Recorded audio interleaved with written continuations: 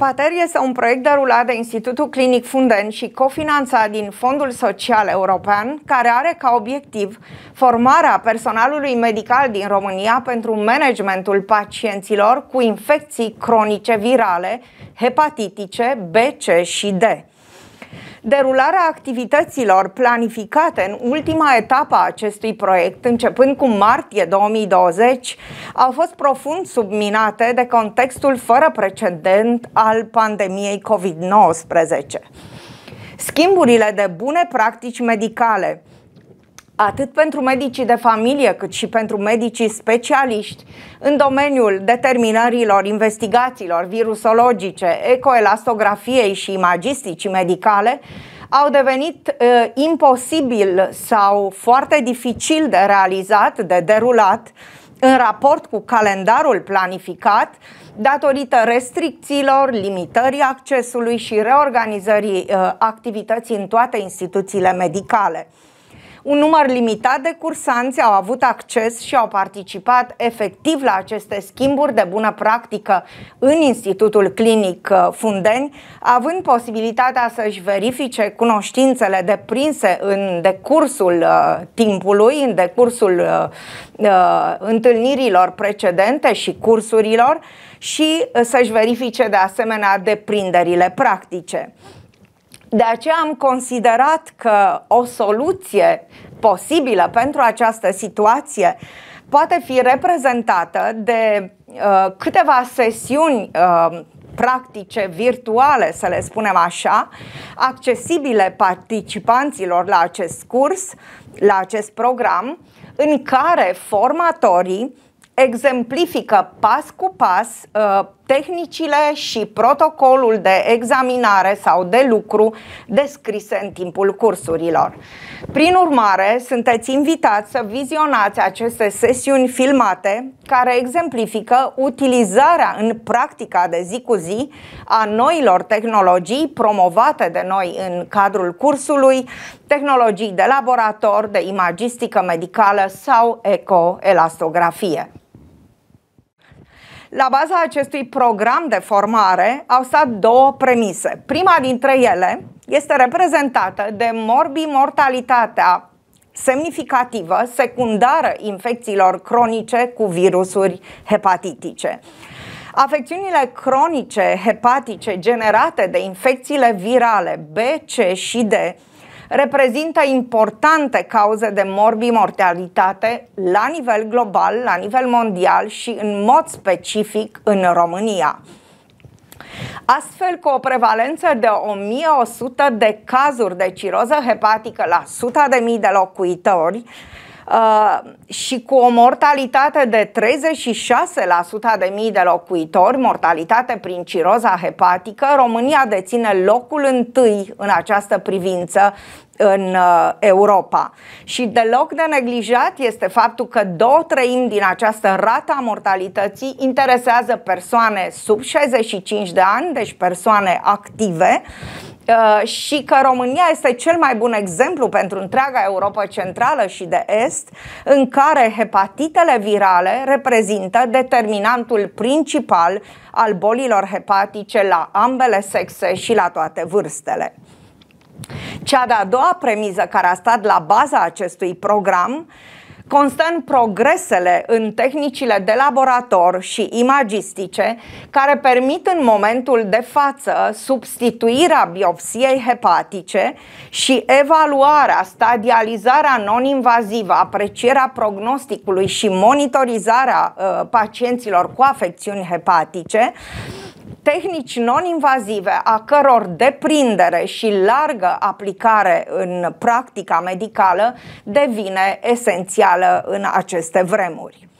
Afecțiunile hepatice, indiferent de etiologie, se asociază cu inflamație cronică, cu progresia fibrozei până la ciroză hepatică, stadiile terminale ale acesteia și carcinomul hepatocelular. Injuria hepatică realizată de infecțiile virale B, C și D se caracterizează încă de la început prin activarea celulelor stelate, celulelor fibroblast-like, creșterea producerii și acumularea matricii extracelulare, acumularea fibrozei, ceea ce determină creșterea rigidității parenchimului hepatic. Biopsia hepatică este încă în acest moment considerată standardul de aur, gold standardul, cum spunem noi, pentru evaluarea fibrozei hepatice. Cu toate acestea, biopsia hepatică rămâne o procedură invazivă cu acceptabilitate limitată din partea pacienților, grevată de complicații, chiar dacă rare, unele dintre ele cu risc vital, cum ar fi hemoragia sau perforația intestinală. De asemenea, metoda e grevată de costuri ridicate, de erori de eșantionaj și de o variabilitate în interobservatori.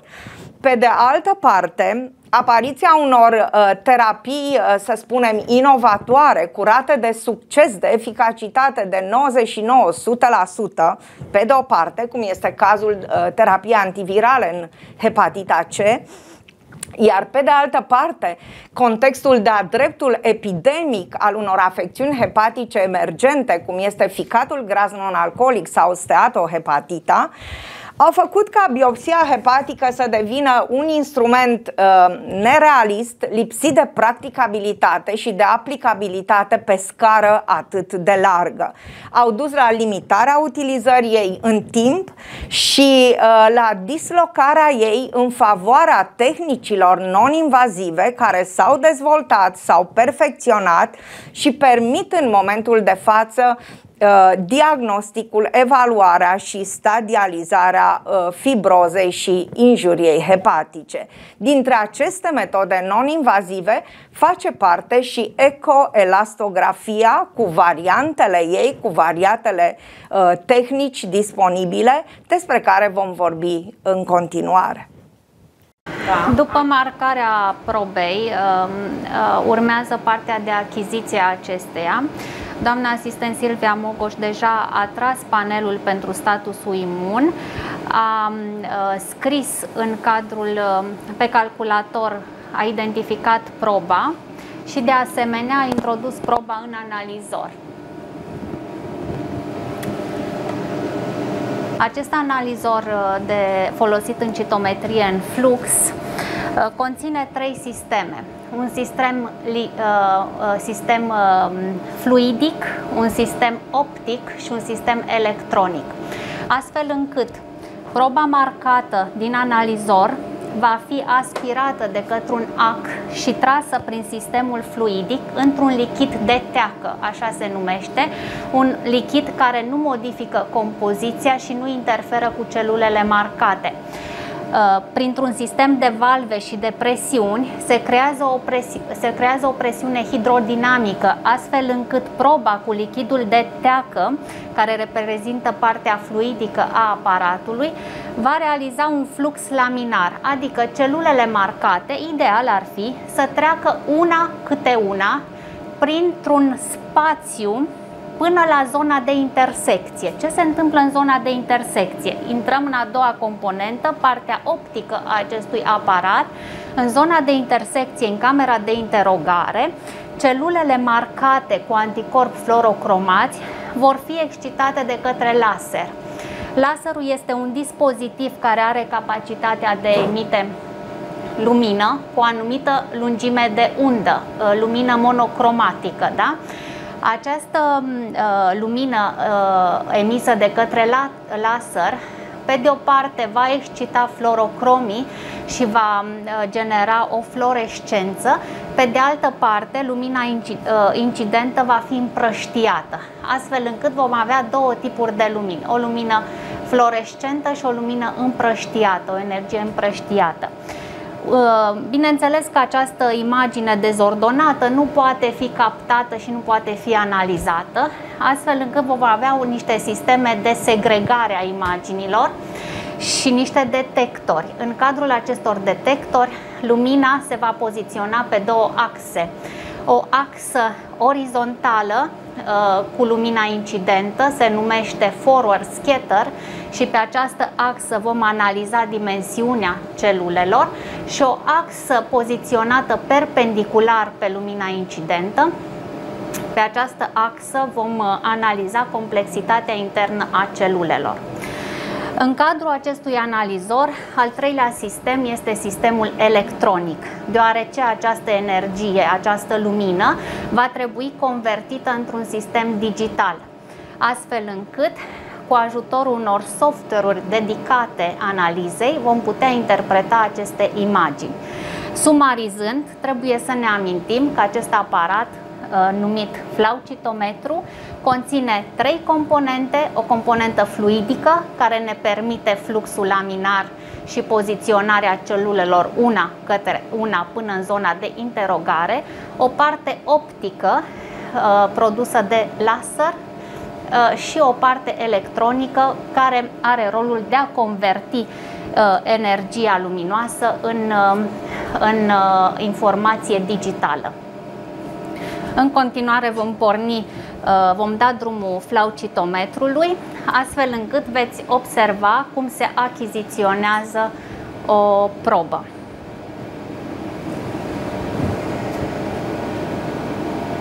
Aparatul se inițiază.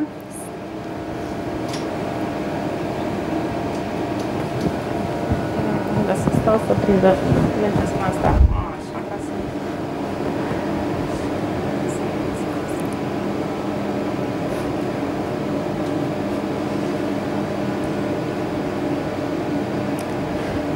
Partea optică, să știți că este mult mai complicată. Dacă aveți pasiune în a studia acest aparat, puteți veni și vă spune mult mai multe la fața locului.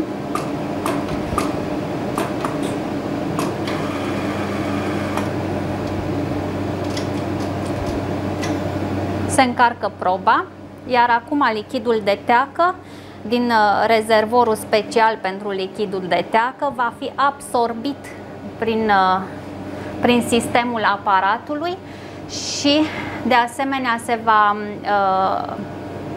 se va uni cu proba și va crea această culoar, astfel încât proba să meargă și celulele una către alta spre zona de interogare. Cum observați deja pe ecranul calculatorului, populația de leucocite a început să apară.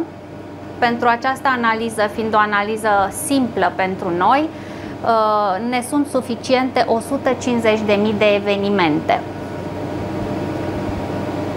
Pacientul a avut o celularitate foarte bună, achiziția este optimă în momentul de față, ploturile sunt foarte frumoase, populațiile sunt diferențiate. O să vedem într-o etapă ulterioară cum vom realiza această analiză.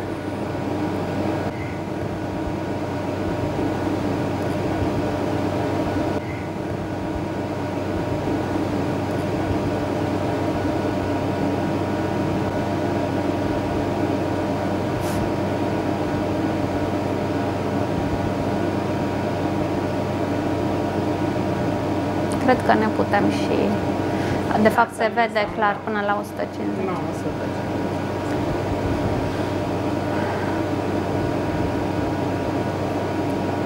Pentru a ne ușura munca, ne-am configurat fiecare protocol de analiză, astfel încât ne este foarte, foarte ușor și să analizăm și să achiziționăm probele.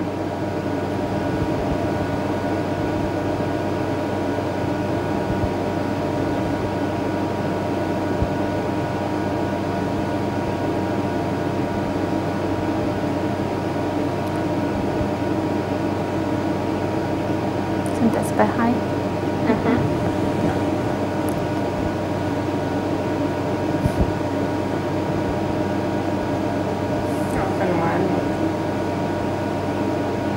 Încercăm să păstrăm standardul și să oprim achiziția exact în momentul în care l-am stabilit.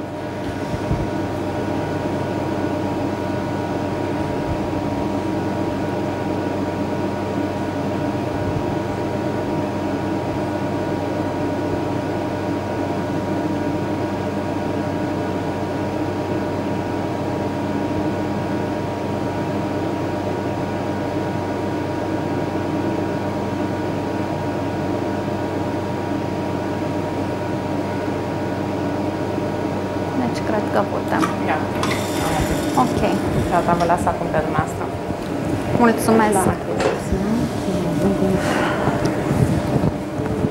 Următoarea etapă este etapa de analiză a probei achiziționate. Așa cum am spus, folosim software-uri dedicate. Softul folosit astăzi se numește Caluța și este deja introdus în calculator.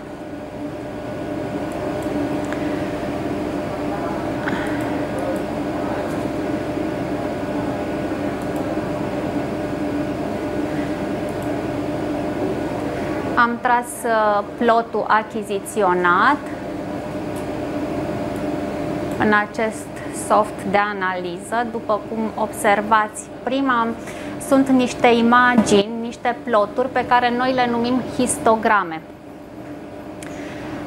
Prima histogramă de interes este cea time versus SS. După cum am spus, SS înseamnă site scatter și ne oferă informații despre complexitatea celulară. Dar această primă histogramă este importantă pentru că ne arată felul în care partea fluidică a citometrului a funcționat. Așa cum puteți observa, în cadrul acestei achiziții am avut o achiziție uniformă. Nu avem absolut nicio întrerupere în achiziție. Nu am dorit să interferăm cu analiza, astfel încât, în cazul în care nu există achiziții uniforme, preferăm să înlăturăm partea neuniformă a achiziției. Următorul plot este plotul FSINT versus FSPIC. Cu ajutorul acestor histograme înlăturăm celulele care nu au mers înspre zona de interogare una către una, ci poate au mers câte două sau câte trei cuplate. Ne numim în citometrie în flux dubleți, astfel încât prin această histogramă selectăm doar celulele care au mers în zona de interogare una câte una. Vă închipuiți că în biologie și în medicină nu este totul foarte clar. Aceste celule interacționează una cu alta și s-ar putea ca în analiza ulterioară să mai avem dubleți. Deci nu este totul așa clar ca în matematică, spre exemplu.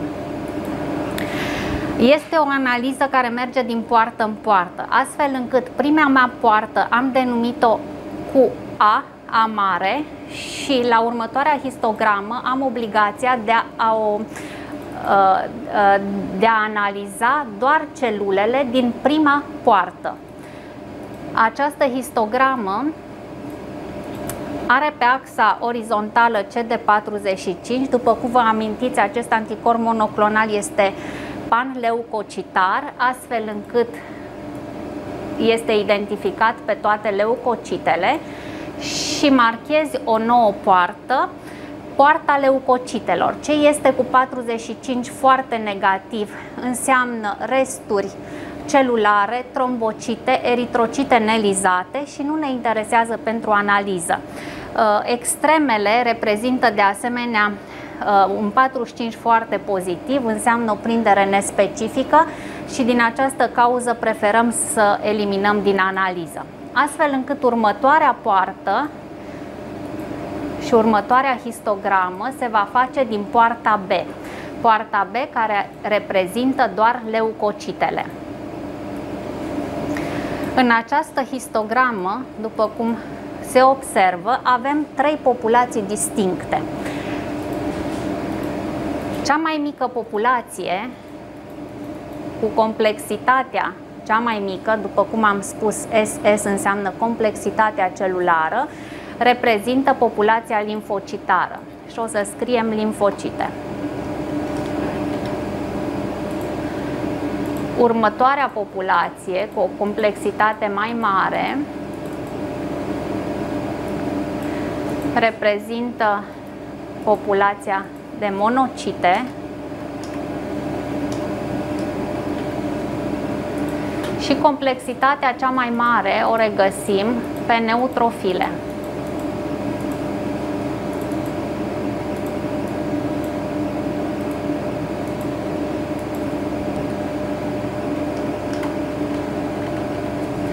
Toate aceste populații fac parte din populația totală a leucocitelor, da? Sunt populații leucocitare. Pentru pacienții cu hepatite virale, important este a caracteriza populațiile limfocitare, astfel încât următoarele porți vor fi din populația de limfocite. Marcăm cu CD3 limfocitele T și le izolăm. Acest tip de analiză nu este o analiză cantitativă, după cum observați, este semi-cantitativă, calitativă. De fapt, noi cu acești anticorpi monoclonali diferențiem populația pozitivă pentru un anumit anticorp de populația negativă. Așa cum se observă în această histogramă, avem o populație pozitivă, CD3 pozitivă, asta înseamnă populație de limfocit T.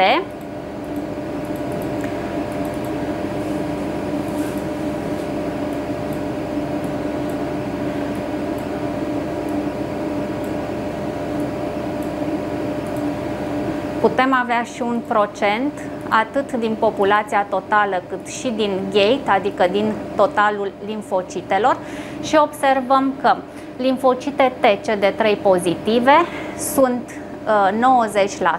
90% din populația de limfocite, da? Și 60% din populația leucocitară. Următoarea histogramă este cea CD4 cu CD8 de caracterizare a limfocitelor T și observăm că se împart foarte frumos în 4 și 8, așa cum este normal. Deci acest pacient are un sistem imun competent, puternic, astfel încât poate să lupte cu această infecție virală. Ne interesează aici raportul CD4 pe CD8. Următoarea histogramă este histograma de diferențiere a limfocitelor B. Pentru acest lucru ar trebui să exclud din gate-ul de limfocite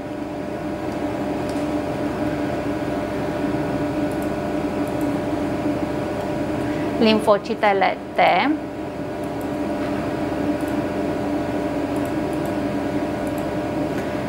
și să pun anticorpul monoclonal specific pentru limfocitul B.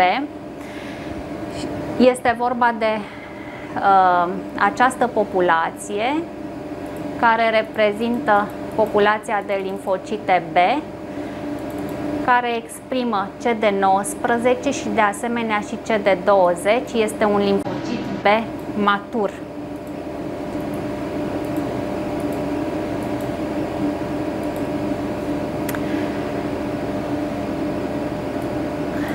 Cu 16 și 56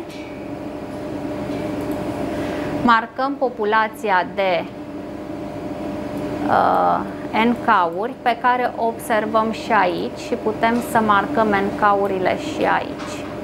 Deci limfocitele NK. Haideți să le scriem. Deci poarta C reprezintă limfocitul T.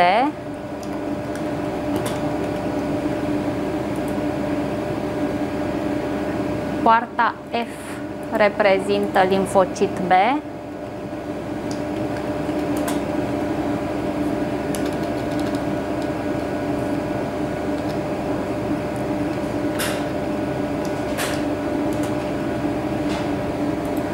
Și poarta G înseamnă NK.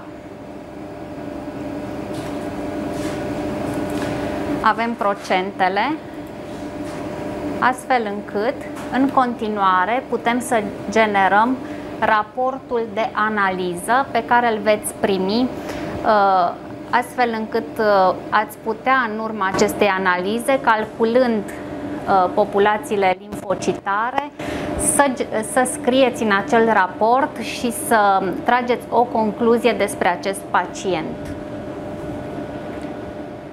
Sper că acest mini-curs de citometrie în flux vă este de folos. Bineînțeles că vă așteptăm în laboratorul de citometrie în flux din cadrul Institutului Clinic Fundeni, cu ajutorul programului HEPATER, pentru a vă perfecționa și chiar a pipeta și a face voi toată întreaga tehnică. Nu uitați de importanța populațiilor limfocitare în eradicarea infecției cu virusurile hepatitice B și C.